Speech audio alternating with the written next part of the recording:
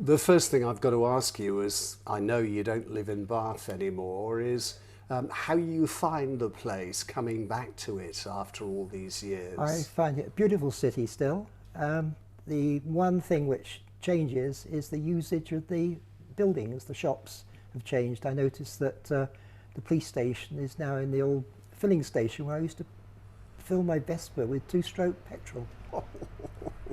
I've got to ask you where all these images came from. Have you been busy going through the Chronicle No, archives? I don't think the Chronicle archives exist anymore. As far as I was aware, they, in one of their many purchases and sales to other groups, everything was dumped from the photo library. The archives were burned in skips outside the buildings. This stuff is, these are press prints which have had since 1957 onwards. I just rescued them for myself, particularly the jazz stuff and personal related stuff, and they're kept here, much to the worry of my wife, Jean, I suppose, who has always said to me, when are you getting rid of this bloody stuff that's under the bed? But in fact, I've sort of served a purpose by being an archivist and keeping stuff which no longer exists elsewhere. Well, certainly your book is going to produce a lot of shared memories for an awful lot of people. How did you decide what to put in?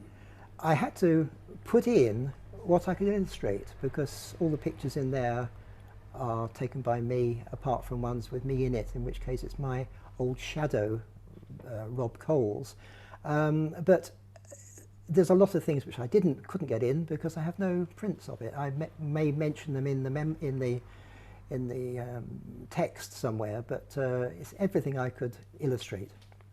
The very first picture you took for the Chronicle is in there, and that wasn't in your archives, I No, it understand. wasn't. That was, it just shows what you can do if you do a bit of research on things. I discovered that it was held in the archives of the Bath Library, and Anne Buchanan I spoke to on the phone, and I explained that I'd taken pictures on the 1st of July, 1957, which was my first day at the Chron, and I never was sure if they had been used. So she looked, and in the Weekly Chronicle, which was published on a Saturday, the following week I joined, there it was on page 1. So thanks to her, I know now that my first picture that I took on that morning I started worked. A top shot from the Abbey? Yeah, it was bizarre because the picture chief photographer was a rather, what I might say, daring do fellow. He'd been a commander in the first wave on D-Day and loved climbing up buildings. He used to go out with Mr. Dawson, the chimney man, and loved tall building shots. And he said, look, we know that you can take pictures, but here's one for you. Here's a little folding camera. Go up to the top of the Abbey Tower, which is being renovated, and do some general views for us. So I did. I'd never done anything like that before, but so I started climbing up, and I had my first day of work, sports jacket, my new job shoes, and nothing much else. In those days, there was no health and safety. All it was ladders lashed to each other, going up the building. No health and safety, no builders on site to help me, no nothing basically. So I got up to the top, did a few pictures, came back down, went back to the Chronicle, went into the darkroom, processed the film, printed them up, and came back out to show them to Ron. Oh, he's got an important meeting, and I discovered that was his start of going to the Grapes, and he was spending a lot of time in the pub at that point. So. Well, I'm pleased to tell you the Grapes is still going strong. Yes, I've seen it online. Now, look, we're shortly to celebrate the Queen's Platinum Jubilee, and one thing your book is full of is black and white pictures of members of the royal family. Do you have any particular memories of particular royals? Yes, I do. Prince Philip swore at me.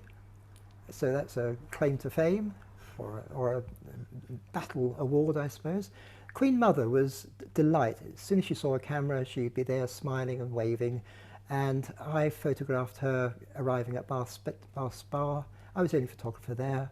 She came off, and that's in the days when we had a station master and a chief constable. She was met by these two guys, started walking down the platform. I was down photographing them, and they moved away so I could focus on the Queen Mother. And she said, "Oh no, do come and join us, do come and join us. This young man wants to get the local people in here." And I shot the pictures. "Is that all right, young man?" "Perfect." And it works, so she's my favourite, or was my favourite. I can hear the whole of Bath thinking now, why did Prince Philip swear at you? Oh, it was badminton horse trials, and he'd just arrived in his Bristol car with young Prince Charles, and I think I was the only photographer to spot him getting out of the car, and I ran across to the main house.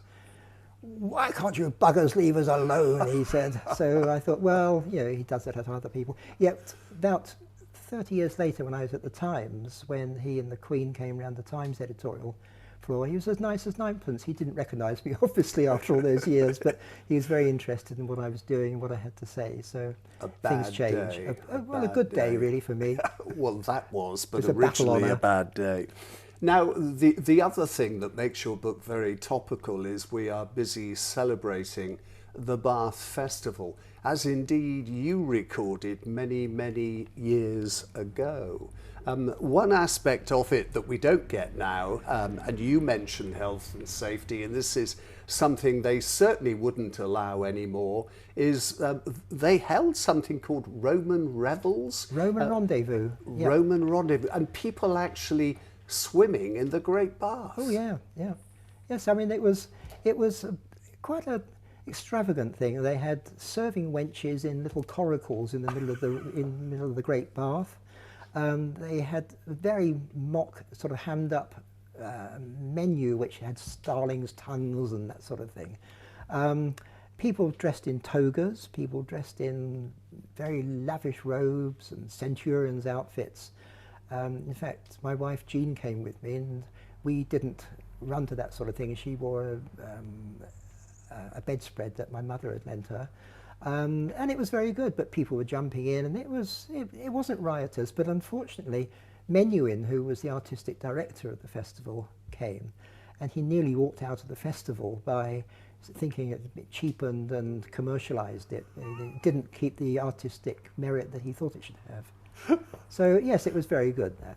It is amazing because these days you're not allowed to even dip your No, hand. I know. Well, there's the bacteria a few years ago, wasn't it? Now, you covered many a disaster in the area, and one thing people talk about a lot still are the Bath floods. Yeah, the Bath floods were pretty bad. Well, they were very bad. I spent about a day and a half going around Bath in a fire service inflatable. Not in the days of RIBs, it was just a rubber dinghy, and it was very good. You know, it made some good pictures. I did one of swans in Southgate Street and others in Grove Street, and it was pretty bad. It was, and we had a sort of all-night watch on the old bridge because that was in danger of being washed away, and subsequently it was closed and Bailey bridges were erected by the army. So it was yes, quite exciting times.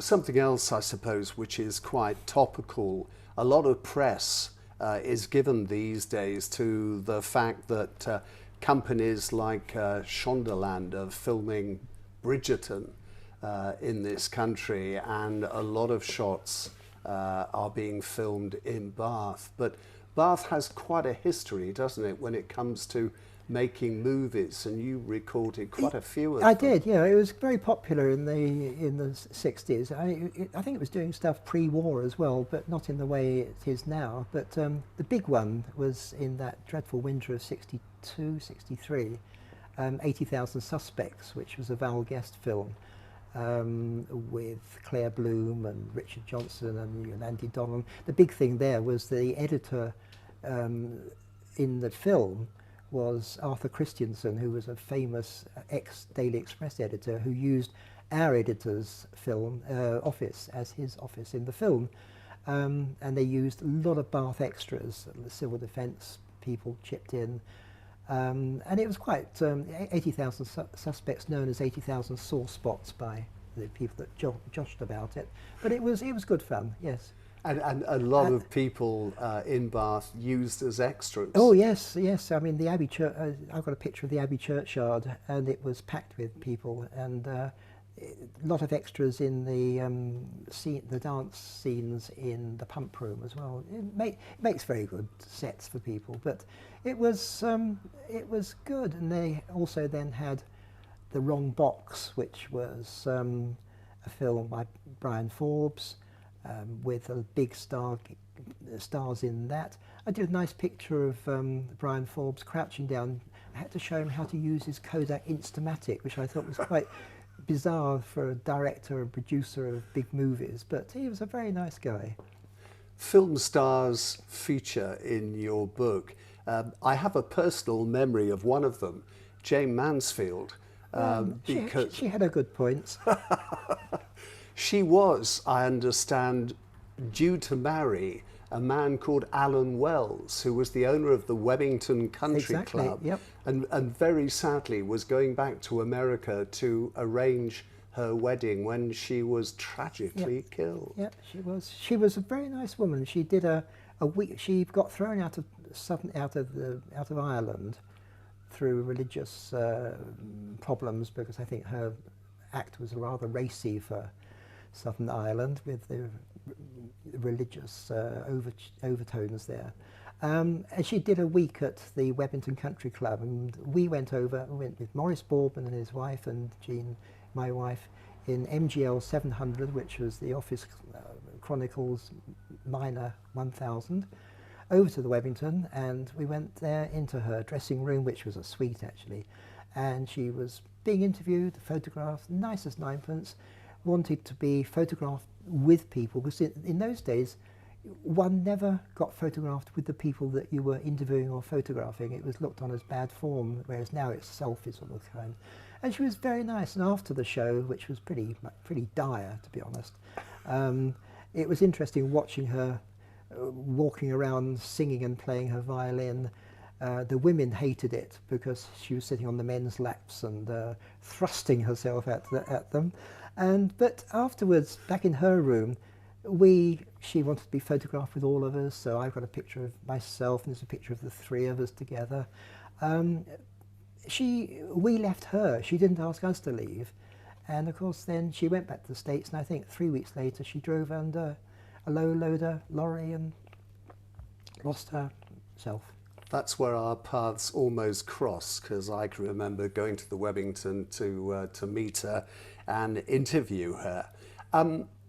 Let's talk a little bit about other stars, and first of all, let's deal with the pop industry. A lot of big names in pop arrived in Bath and were snapped by you. Yes, on Monday evenings there's always a pop concert. I was on holiday the night that the Beatles came. I did a lot of interestingly enough, the people who presented themselves as being friendly and happy were not, and those who looked quite forbidding were. I had Freddie and the Dreamers came, and if anybody remembers that name, he used to prance around smiling and laughing, but he was a miserable little sod. He really was. He didn't want to be photographed, because we photographed them before the concert. Whereas the Animals, who looked quite forbidding and from the northeast and were pretty hard guys, they were pussycats. They were lovely. They just got #1 with House of the Rising Sun, so they were quite pleased. Then of course afterwards there was a stampede by the young ladies to go and visit them in the dressing rooms to get autographs, of course. But it was all very interesting. Some of them, some were good. Georgie Fame was very good. The hottest one I went to, and I don't like pop music because I was a jazzer, was Ike and Tina Turner and the Ikettes. And that was a really steamy sort of conference. I don't have any concert. I didn't have any pictures left of that. So it's. I am jealous of you witnessing Tina Turner in action. You said there you were a jazzer. Now Bath entertains some big names it did, in jazz. Yes, it did. It was on the circuit for a lot of the international musicians. One of the interesting one was Earl Heinz, who was up there with Louis Armstrong as a innovator in jazz. He was a pianist playing in the 20s.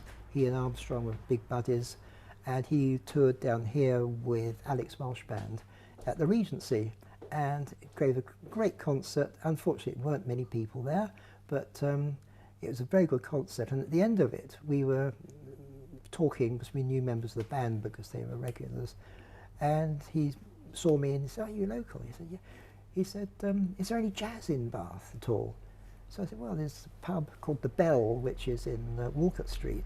"Oh, well, how busy? Can we go there?" he said. So we piled in to the office, Hillman Husky, and we drove up to Walcott Street from the Regency, and we got in there, and it's a little bit like those scenes you get from Western movies where a stranger walks into the bar and there's a silence. He walked in, and the band that was playing stopped.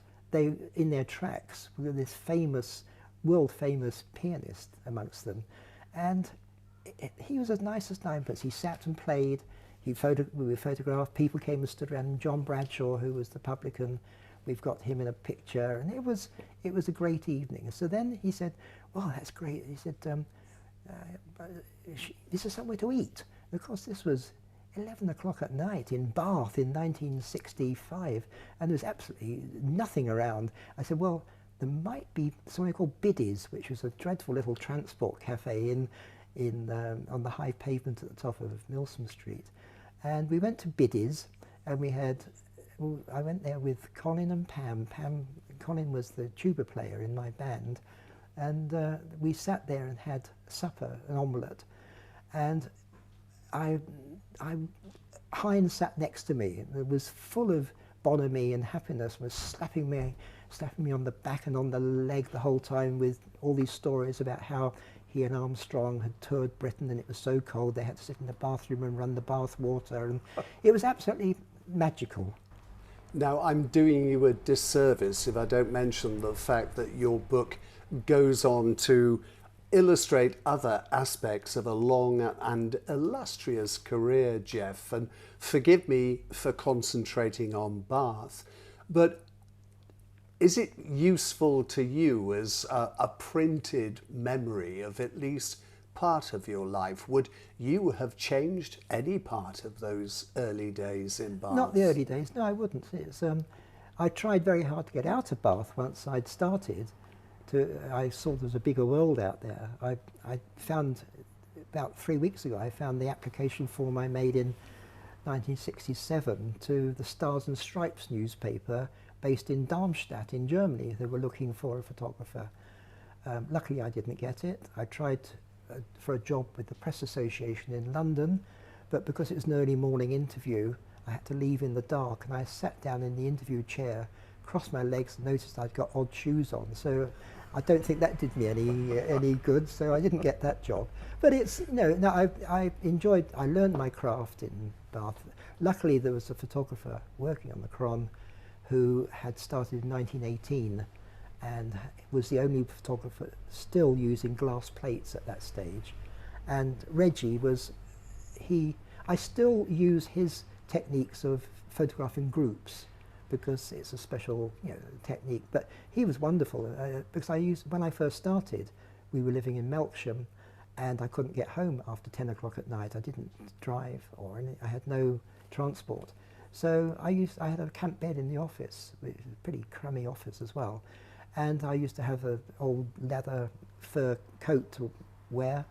And the trouble is, Reggie would come back in at about 2 o'clock in the morning after some of his jobs, and would sit and talk to me about the old days. But they were wonderful anecdotes. He was the only person ever known on a motorbike to knock a tram off its lines, because he was a large drinker in those days. One of my favourite ones is a trip he made to Trowbridge in his car, little standard tourer, to the Bowyer's summer party. And about 1:30 in the morning, the police locally here had a call from Hilda, his wife, saying, "Reggie's not back home yet." He was well known for his exploits amongst the police. Could you keep an eye out? And the following morning they spotted over the Humpback Bridge at Semmington a little car upside down in the field, and they went to investigate, and it was Reggie, who was lying there comatose, surrounded by pork pies and pieces of ham and a semi-clad barmaid. So he wasn't damaged at all, but I don't think Hilda was best pleased by it. Geoff, it's an honour and a pleasure to share some of your memories with you. Thank you very much indeed. You're welcome. It's fun doing it. Thank you.